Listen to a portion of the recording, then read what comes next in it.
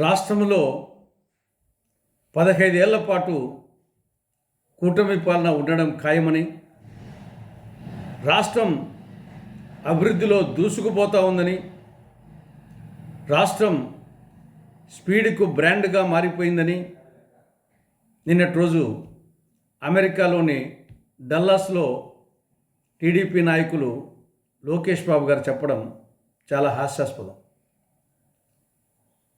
వాస్తవంగా చెప్పాలంటే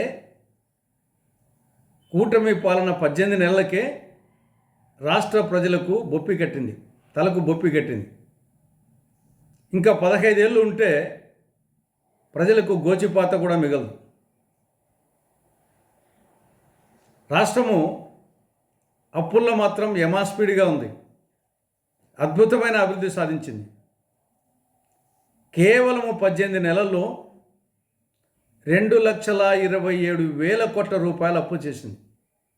ఇది ఆల్ టైమ్ రికార్డ్. అప్పుల్లో కూటమి ప్రభుత్వానికి ఆస్కార్ అవార్డు ఇవ్వచ్చు. ఈ ఆర్థిక సంవత్సరంలో తొలి 6 నెలల్లో దేశంలోనే పెద్ద రాష్ట్రమైన యూపీ ప్రభుత్వం కేవలము 9,322 కోట్ల రూపాయలు అప్పు చేస్తే, అందులో 4వ వంతు ఉన్నటువంటి ఆంధ్రప్రదేశ్ 63,052 కోట్ల రూపాయలు అప్పు చేసింది. కేవలము రాజధాని పేరుతో 63,500 కోట్ల రూపాయలు అప్పు చేసింది. ఇక బాధుడే బాధుడు, వీరబాధుడు. విద్యుత్ సర్దుబాటు ఛార్జీల పేరుతో విద్యుత్ వినియోగదారుల మీద 15,485 కోట్ల రూపాయలు అదనపు భారం మోపింది. బాధుడే బాధుడు, వీరబాధుడు. ఇంకా రైతుల పరిస్థితి, రైతుల దుస్థితి చెప్పనలవి కాదు. ఏ పంటకు గిట్టుబాటు ధర లభించడం లేదు. వ్యవసాయము దండగా అనే పరిస్థితి రాష్ట్ర వ్యాప్తంగా వచ్చింది.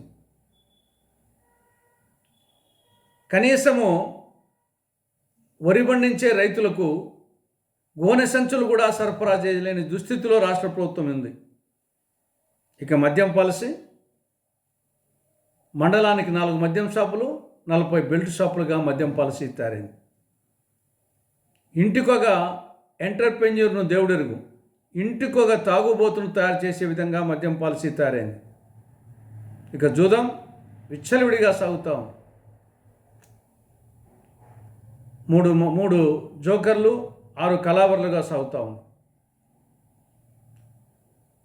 హై స్కూళ్ళలో కూడా డ్రగ్స్, గంజాయి దుష్ట సంస్కృతి ప్రవేశించింది.